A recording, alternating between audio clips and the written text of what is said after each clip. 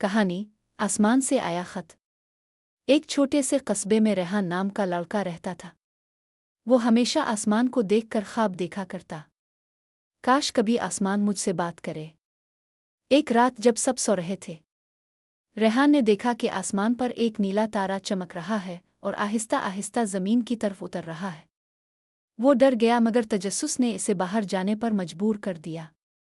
इसने देखा कि एक छोटा सा चमकता हुआ कागज इसके सामने जमीन पर गिरा। रेहान ने कागज उठाया, इस पर लिखा था, ये खत तुम्हारे दिल के सवाल का जवाब है।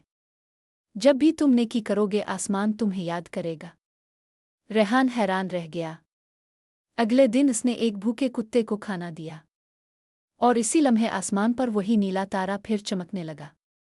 फिर जब इसने एक बूढ़ी औरत को सड़क पार कराई, बादलों ने दिल की शक्ल बना ली। रेहान समझ गया कि ये जादू नहीं बल्कि नेकी का इनाम है। इसने आसमान की तरफ देखा और बोला, शुक्रिया आसमान, मगर असल चमक तो दिल में होती है। इसी लम्हे वो नीला तारा दोबारा जाहिर हुआ और उस पर लिखा था, अब तुम खुद आसमान का एक खत बन चुके हो।